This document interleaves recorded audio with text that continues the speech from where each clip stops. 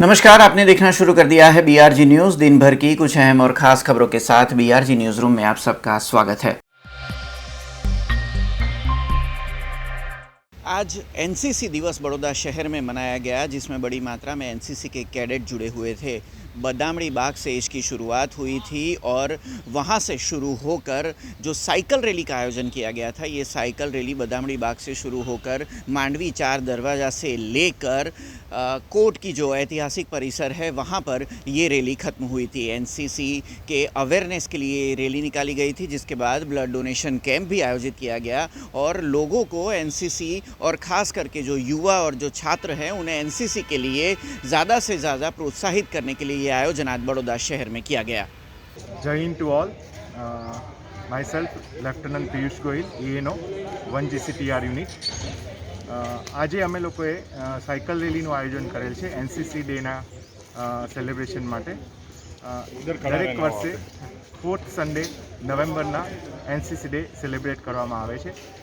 This is for that we are have planned various events, blood donation, cycle rally, food road cross arrangements and NCC quiz. સો અત્યારે આપણે cycle રેલીનું flag of કરી રહ્યા છીએ. Basically NCC is the world's largest uniform organisation. More than 15 lakh cadets are there in 3 disciplines, that is army, naval and air force. Our is a army unit. So the aim of this cycle rally basically is that they will go and spread the awareness about the NCC and NCC activity, કે જેથી સામાન્ય લોકોને બી ખબર પડી શકે કે NCC શું છે, એ લોકો કઈ કઈ એક્ટિવિટી કરે છે. એનસીસીના અંદર જનરલી અમારા દ્વારા social community development services, blood donation, સફાઈ રેલી, સ્વચ્છતા અભિયાન બધી એક્ટિવિટી દરેક સન્ડેના કરતા હોઈએ છીએ. બટ આજનો દિવસ અમારા માટે ઘણો મહત્ત્વનો છે, કારણ કે અમે લોકો બધી એક્ટિવિટીનું સેલિબ્રેશન કરીએ છીએ દર વર્ષે. તો અમારા કેડેટ્સ હર હંમેશ તૈયાર હોય છે બધી એક્ટિવિટી કરવા માટે. તો આજે બી અમે મેઇન જે બરોડાની આપણે સિટીનો એરિયા છે માંડવી અને ત્યાં સાયકલ રેલી આયોજિત કરી અને સ્ટેચ્યુ પર રહી અને અમે એક અવેરનેસ સ્પ્રેડ કરીશું. એ મુખ્ય હેતુ છે આજના સાયકલ રેલીનો. જય હિન્દ એવરીવન. मैं एनसीसी फर्स्ट ईयर में छूँ. आज अमे एनसीसी डे सेलिब्रेशन કરી રહ્યા છે. દર સન્ડેની જેમ આજે અમે પણ બધા ભેગા થયા છે. અને એનસીસી એક એવું યુથ છે જે આખા વર્લ્ડમાં બહુ મોટું યુનિફોર્મ યુથ છે. આજે અમે એનસીસી ડે સેલિબ્રેશન માટે સાયકલ રેલી કરી છે. દર સન્ડે અહીંયા થતી જ હોય છે પરેડ ને સોશિયલ એક્ટિવિટીઝ, જેથી તમે કરિક્યુલમ એક્ટિવિટીઝમાં આગળ વધો છો, તમારી અંદર જે સ્કિલ છે તે બહાર આવે છે. એ જ ઇન્ટેન્સથી અમે એનસીસી જોઈન કર્યું છે. અને એનસીસી જોઈન કરવાથી અમને જો ડિફેન્સમાં જવા મળે છે આગળ, તો અમારું કોન્ટ્રીબ્યુશન થાય છે આર્મીમાં, અમારી માટે બહુ મોટી ગર્વની વાત હશે. बड़ौदा शहर में डांडिया बाजार में संग्राम सिंह गायकवाड़ स्पोर्ट्स एकेडमी का क्रिकेट ग्राउंड आया हुआ है। वहाँ पर आज वकीलों की क्रिकेट स्पर्धा आयोजित की गई थी। जी हाँ, वकीलों की ओर से ये क्रिकेट टूर्नामेंट आयोजित की गई, जिसकी शुरुआत बड़ौदा शहर के भारतीय जनता पार्टी के प्रमुख डॉक्टर विजय शाह समेत मेयर केयूर रोकड़िया ने करवाई थी। इस मौके पर भारतीय जनता पार्टी के महामंत्री सुनील सोलंकी भी मौजूद रहे थे। आपको बता दें कि जो वकीलों की क्रिकेट टूर्नामेंट है, इसका आयोजन बड़ौदा बार एसोसिएशन के जो पूर्व प्रमुख हैं नलिन पटेल, उनकी ओर से किया गया था। साथ ही में बड़ौदा क्रिकेट एसोसिएशन के भी कई पदाधिकारी इसमें मौजूद रहे थे। जिन लोगों की हाथों से इसकी शुरुआत करवाई गई, यानी कि डॉक्टर विजय शाह और मेयर केयूर रोकड़िया के हाथों से इसकी शुरुआत करवाई गई, उन्होंने भी बैट और बल्ले और बॉल से ये क्रिकेट के मज़े लिए थे।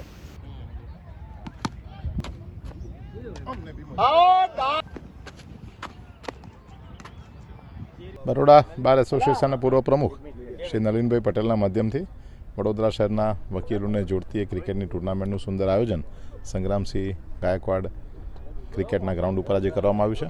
68થી વધારે ટીમમાં અલગ અલગ પ્રકારના કામગીરી કરતા વકીલો આજે જોડાયા છે.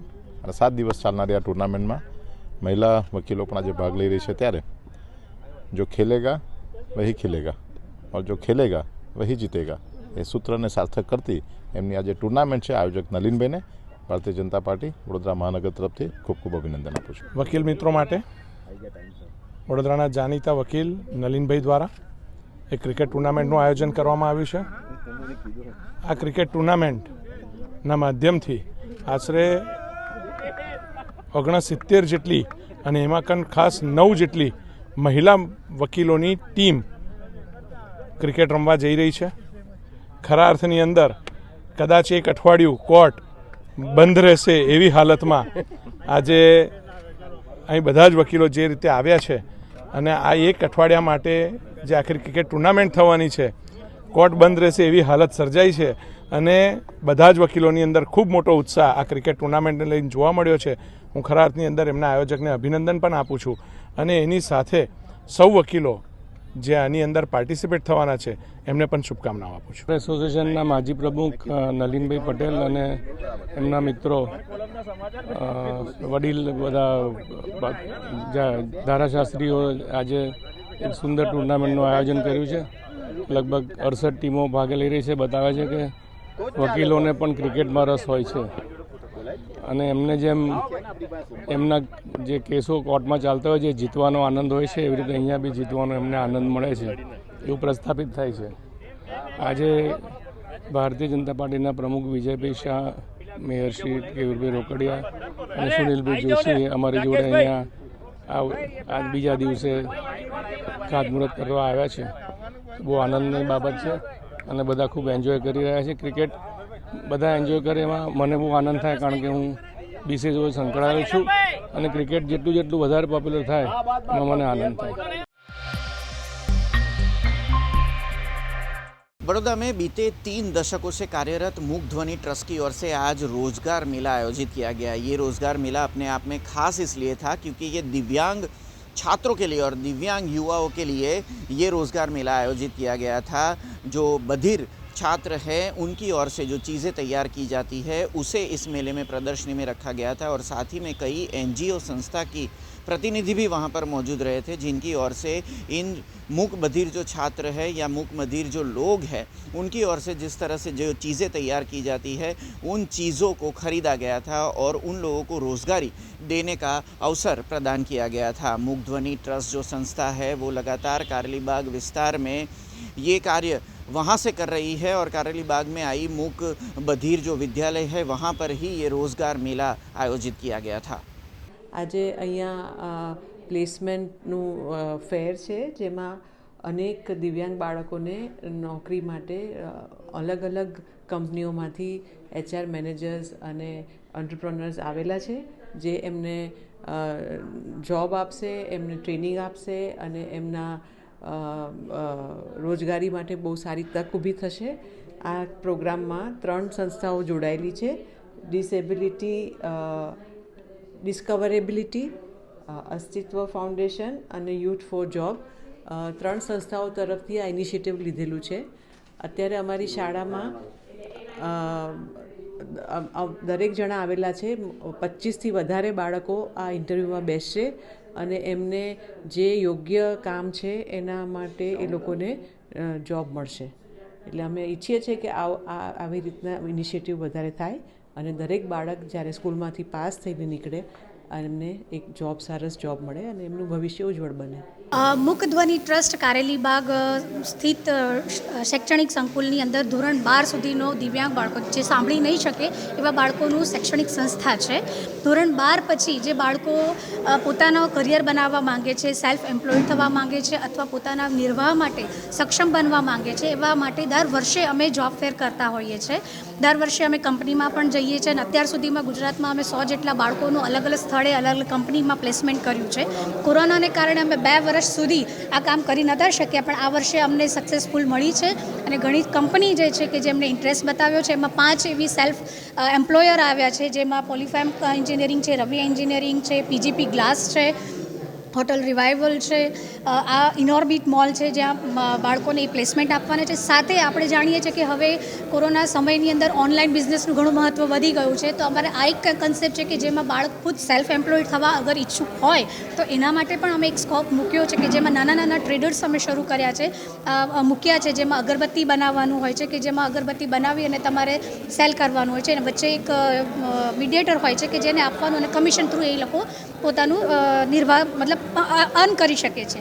ચોકલેટ બનાવી શકે છે, લેડીઝ જે છે કે જે કંપનીમાં નથી જતી પણ ઘરે બેસીને કેક અને ચોકલેટ બનાવી શકે, તો એનો પણ કન્સેપ્ટ અમે લાવ્યા છે. કોસ્મેટિક કંપનીમાં પણ અમે એવું એક રાખ્યું છે કે જ્યાંથી છોકરાઓ ઓનલાઈન બિઝનેસ કરી શકે છે. અને આજના આ મેળામાં 50 બાળકોનું અમારી પાસે રજિસ્ટ્રેશન થયું છે અને અમે આશા રાખીએ છીએ કે બધા જ બાળકોનું અમારું અહીંયા પ્લેસમેન્ટ થઈ જાય. અને સમાજને અમે એવું કહેવા માંગીએ છીએ કે આ જે કામ અમે કરી રહ્યા છે અમને સાથ આપે, બીજી પણ કંપની ઇન્ટરેસ્ટ બતાવે અને અમારા બાળકોને એમની સ્કિલ આપવાથી લઈને અને એમને કયા પ્રકારનું જોબ મળી શકે છે એના માટે કામ કરે અને આપણે સૌ સહભાગ થઈને આવા દિવ્યાંગ બાળકોને સશક્ત બનાવીએ અને સાચા અર્થમાં પુનઃસ્થાપન કરીએ.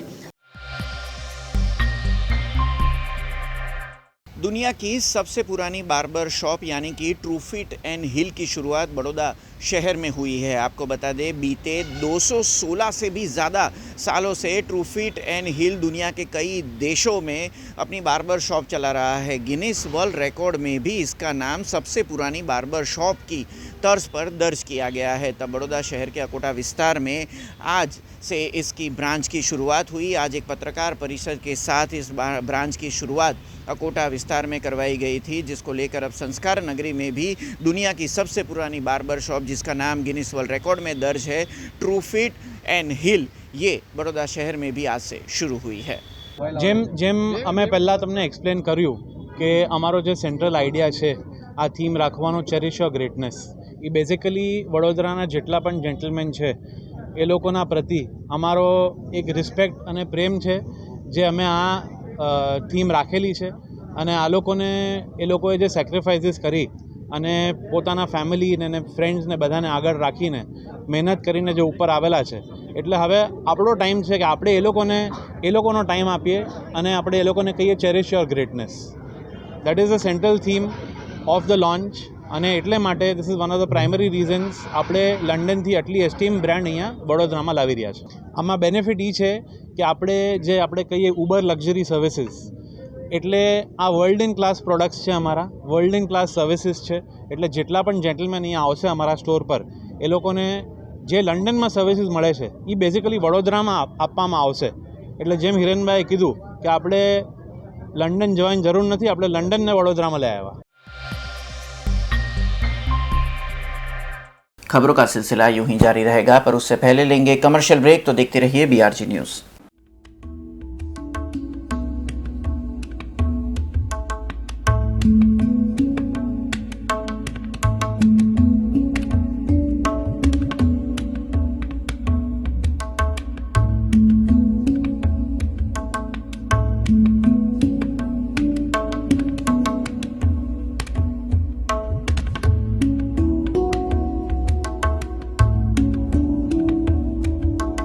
ब्रेक के बाद फिर से आप सबका स्वागत है.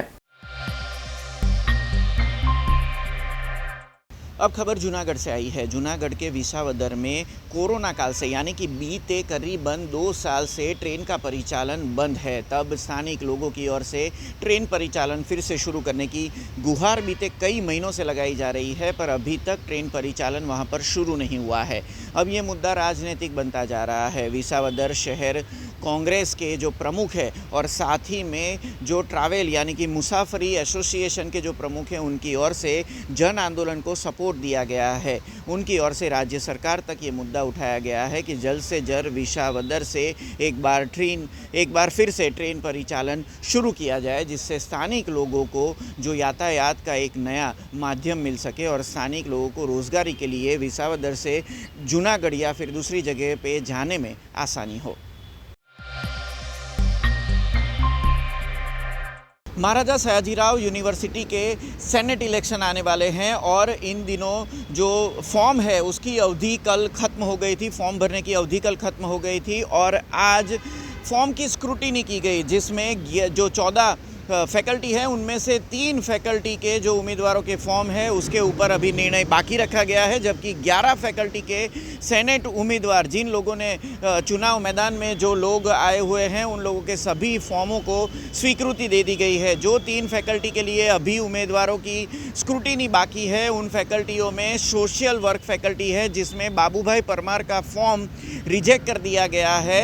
और साथ ही में जो फैकल्टी ऑफ लॉ और फैकल्टी ऑफ एजुकेशन और और सोशल साइंस है, वहाँ पर जो उम्मीदवार हैं उन उम्मीदवारों की जानकारी जो है वो यूनिवर्सिटी ऑफिस से एक बार लेने के बाद उसके बाद इन लोगों के स्क्रूटिनी की जाएगी। ऐसी जानकारी आज महाराजा सयाजीराव यूनिवर्सिटी की जो हेड ऑफिस है वहाँ पर दी गई थी, जबकि 11 फैकल्टियों के जितने भी उम्मीदवार हैं उन उम्मीदवारों के फॉर्म को स्वीकृति दे दी गई है। कल रजिस्ट्रार की साइन के साथ इन जो उम्मीदवार हैं उन उम्मीदवारों को घोषित किया जाएगा और आने वाले 19 दिसंबर को महाराजा सयाजीराव यूनिवर्सिटी में सेनेट सदस्यों के चुनाव आयोजित होंगे। એટલે બધા ફોર્મ્સ ચેક કર્યા છે, ફોર્મલી રજિસ્ટ્રારની સહીથી આખો પ્રોસેસ બહાર પડશે। અત્યારે અમે ખાલી વેલિડ ઇનવેલિડ જોયું છે। સૌથી પહેલાં ફેકલ્ટી ઓફ સોશિયલ વર્કમાં ફોર્મ એક બાબુભાઈ કરીને કોઈ કેન્ડિડેટ છે, બાબુભાઈ પરમાર, એમનું ફોર્મ કેન્સલ થયું છે, બાકીના બધા વેલિડ છે। ત્યાર પછી બીજી પણ બધી જ ફેકલ્ટીમાં મોસ્ટલી વેલિડ છે। ખાલી 2 ફેકલ્ટીમાં અમારે થોડીક માહિતી ઓફિસમાંથી ભેગી કરવાની છે, ફેકલ્ટી ઓફ લો અને faculty of education and psychology. આ 2 ફેકલ્ટીના ફોર્મ્સ અમે કાલે ફરીથી જોઈ લઈશું અને ત્યાર પછી જે કંઈક ઓફિશિયલી હશે that we will let you know. Maharaja Sayajirao યુનિવર્સિટીની સર્વોચ્ચ સંસ્થા સેનેટની ચૂંટણી 19મી ડિસેમ્બરે રજિસ્ટર્ડ ગ્રેજ્યુએટની યોજાવાની છે। આજે 14 ફેકલ્ટીના રજિસ્ટર્ડ ગ્રેજ્યુએટના જે ફોર્મ ભરાયા હતા એની સ્ક્રુટિનીનો દિવસ હતો, એટલે કે આજે ફોર્મ ઇનવેલિડ અને વેલિડ થવાના હતા। હમણાં સત્તાવાર રીતે યુનિવર્સિટીની કમિટીએ ડિક્લેર કર્યું છે કે 3 ફેકલ્ટીની અંદર વાંધા સૂચન આવ્યા છે અને બીજી તમામ 11 ફેકલ્ટીના ફોર્મ વેલિડ થયા છે। એટલે કે હવે આજે ફોર્મ વેલિડ થયા પછી 3જી તારીખ સુધી જે લોકોને ફોર્મ વિથડ્રો કરવું હોય એ કરી શકે છે। 3જી તારીખ પછી ચિત્ર સ્પષ્ટ થશે કે કોણ કોની સામે ઉમેદવાર છે। અમને ખુશી છે કે સૌના ફોર્મ વેલિડ થયા છે। હું ફેકલ્ટી ઓફ ટેકનોલોજી અને એન્જિનિયરિંગમાંથી એટલે કે એન્જિનિયરિંગ વિભાગમાંથી ચૂંટણી લડી રહ્યો છું। મારું ફોર્મ મંજૂર થયું છે। 19મી તારીખે હું ચૂંટણીમાં ઊભો રહી લોકોનો સપોર્ટ માગી અને યુનિવર્સિટીને રિપ્રેઝેન્ટ કરવાનો માટેનો એક મોકો માગી રહ્યો છું। भारतीय चुनाव आयोग की ओर से इन दिनों मतदाता सूची सुधार कार्यक्रम चलाया जा रहा है, जिसके तहत नर्मदा जिले से ये खबर आई है। नर्मदा जिले के तिलकवाड़ा कस्बे में आज इतवार को 76 केंद्रों पर बीएलओ की उपस्थिति में मतदाता सूची सुधार की कार्यवाही की गई थी। आपको बता दें, नर्मदा जिला कलेक्टर डीए शाह की अगुवाई में पूरे जिले में करीबन 628 केंद्रों पर मतदाता सूची सुधार कार्यवाही की जा रही है, जिसमें जो मतदाता है उनके जो एड्रेस है उसमें कोई बदलाव हो या फिर उनके चुनावी कार्ड में कोई अगर गलत इन्फॉर्मेशन है तो उसको सुधारा जा सकता है। साथ ही में 1 जनवरी 2022 तक जो नागरिक 18 साल पूरे कर चुके हैं उन लोगों को भी चुनावी सूची में जोड़ा जा रहा है। आने वाले विधानसभा चुनाव और जिला पंचायत चुनाव को लेकर ये पूरी कार्यवाही भारतीय चुनाव आयोग और साथ ही में गुजरात राज्य चुनाव आयोग की ओर से सभी जिलों में की जा रही है। तब नर्मदा जिले में भी आज मतदाता सूची सुधार कार्यवाही की गई थी। आज रोज तिलकवाड़ा प्राथमिक शाळा खाते तालुकाना 76 बूथोमाना 4 बूथो जे अहींया समाविष्ट है, जेमां सरकारश्री अने मान्य कलेक्टर साहेब नर्मदानी सूचना अनुसार जे खास झुंबेश अंतर्गत कामगीरी करवानी हती, जेमां 1/1/2022 रोज जे नागरिकना 18 वर्ष पूरा थता होय एमने मतदार यादीमां नाम नोंधवा माटेनी कामगीरी करवानी थी, जेना माटे फॉर्म नंबर 6 भरवामां આવ્યા। जे कमी हता स्थळांतरित हता एना माटे फॉर्म नंबर 7 द्वारा सुधारो करवामां આવ્યો અને जेमां फोटो होय, जन्म तारीख होय कि कंईक नाममां कोई जातनुं करेक्शन करवानुं होय तो एमां फॉर्म नंबर 8 द्वारा सुधारो करवामां આવ્યો। आज रोज तिलकवाड़ा तालुकाना 76 बूथोमां आ प्रकारनी कामगीरी थई रही है, जेना पर सीधुं मॉनिटरिंग जिल्ला लेवले प्रांत ऑफिसमांथी छे, मामलतदार ऑफिसमांथी छे अने तदुपरांत जे बीएलओ सुपरवाइजर श्रीओ छे तेओ अत्यारे फील्डमां काम करी रह्या छे।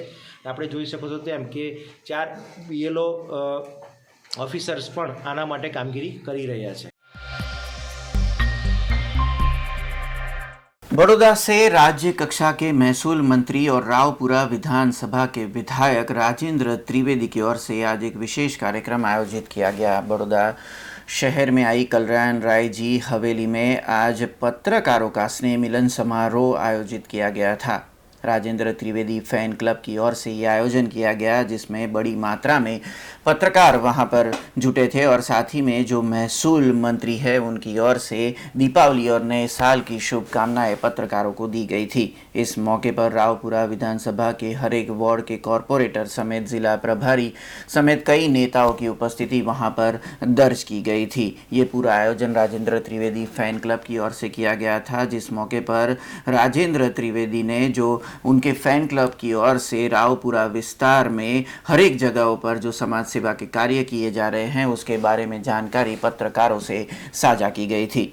इस स्नेह मिलन समारोह में पत्रकारों की ओर से जो वैक्सीन ग्राउंड में दुष्कर्म का मामला है इसके बारे में पूछा गया, तब महसूल मंत्री ने इसके ऊपर जवाब देते हुए कहा कि पुलिस विभाग की ओर से अब जल्द से जल्द इसकी कार्यवाही की जा रही है और कुछ ही दिनों में इस दुष्कर्म के जो आरोपी है वो पुलिस की गिरफ्त में होंगे। નિમિત્ત તો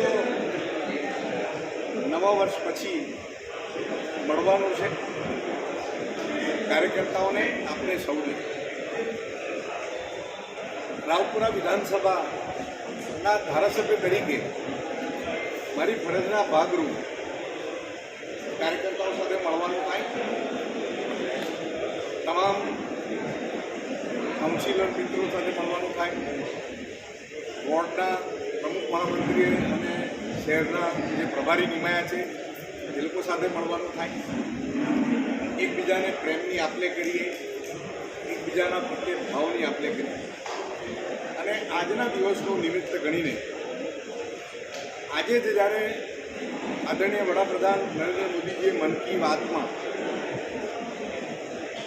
આયુષ્માન કાર્ડની વાત કરી, સરકારની આવી સારી યોજનાઓ લોકો સુધી ઝડપથી પહોંચે, લોકોને એનો લાભ મળે, અત્યંત ગરીબ વર્ગ અને મધ્યમ વર્ગના લોકોને 1-5 લાખનો ખર્ચ આવી જાય સારવારનો, ડાક્ટરી સારવારનો, તો આયુષ્માન કાર્ડ હોય તો એને મદદ મળી રહે। આવી અનેક યોજનાઓ આજે અહીંયા શેરીમાં કાર્યાલય ઉપર શરૂ કરી છે। આજથી આ કાર્યક્રમ બપોરે 12 વાગ્યાથી સાંજના 6 વાગ્યા સુધી દરેક વોર્ડના અલગ અલગ કાર્યકર્તાઓ પોતાનું યોગદાન આપશે, એમાં સમયનું દાન આપશે, ફોર્મ ભરાવશે, અનેક યોજનાઓના લાભ અપાવવા માટેના જાતે પ્રયત્ન કરશે અને એક નવો અભિગમ કે વોર્ડની અંદર ધારાસભ્યના ત્યાંથી આવું સંયુક્ત રીતે સામૂહિક રીતે એક યોજનાના ભાગરૂપ લોકોને મદદ થઈ શકે તેટલા માટે આ કાર્ડ અને યોજનાઓ માટે અમે આ ઓફિસ આજથી શરૂ કરી છે। कोरोना के नए वेरिएंट जो साउथ अफ्रीका से मिला है, ये नया वेरिएंट ओमिक्रॉन ने पूरी दुनिया में हड़कंप मचा दिया है। बताया जा रहा है कि ये जो नया वेरिएंट है वो डेल्टा से भी ज़्यादा खतरनाक है। इस खतरे को देखते हुए ही दुनिया के कई देशों ने साउथ अफ्रीका से आने वाली फ्लाइट और यात्रियों पर रोक लगा दी है। WHO ने भी इसे वायरस ऑफ कंसर्न की कैटेगरी में रखा है। हालांकि अभी इस नए वेरिएंट को लेकर कोई ठोस जानकारी सामने नहीं आई है। वैज्ञानिक इसकी जानकारी फिलहाल रिसर्च के तौर पर देख रहे हैं और रिसर्च करके इसकी जानकारी निकालने की कोशिश कर रहे हैं।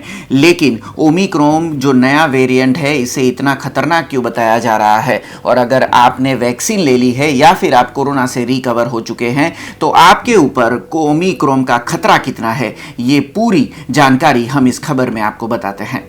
कोविड-19 का नया वेरिएंट साउथ अफ्रीका में मिला है। जिस व्यक्ति में ये केस पाया गया वो व्यक्ति साउथ अफ्रीका से हांगकांग गया था। साउथ अफ्रीका के हेल्थ मिनिस्टर ने 25 नवंबर को इसकी घोषणा की। अगले दिन बेल्जियम के स्वास्थ्य अधिकारियों ने यूरोप में मिले नए वेरिएंट के पहले मामले की जानकारी दी। उसी दिन WHO ने इसे वेरिएंट ऑफ कंसर्न घोषित किया और इसे ओमिक्रॉन नाम दिया। साउथ अफ्रीका के वैज्ञानिकों के मुताबिक नए वेरिएंट में 30 म्यूटेशन है जो काफ़ी ज़्यादा है और ये स्पाइक प्रोटीन में ही मिला है। स्पाइक प्रोटीन को ही कोरोना की दवाई और टीके टारगेट करते हैं, यानी इस वेरिएंट की वजह से एंटीबॉडी की संख्या घट सकती है और वैक्सीन का असर कम हो सकता है। ये चिंता की बात है। इस वेरिएंट की वजह से प्रोटीन का मौजूदा रूप बदल गया है। यही वजह है कि वैज्ञानिक चिंतित है और ये पता लगाने की कोशिश कर रहे हैं कि मौजूदा टीके अभी भी बीमारी से बचा सकते हैं या नहीं। रिसर्च में अब तक ये पता लगाने की कोशिश की जा रही है कि नया वेरिएंट कैसे फैल रहा है। अभी तक वैज्ञानिकों का यही कहना है कि मौजूदा टीके गंभीर बीमारियों से बचा रहे हैं।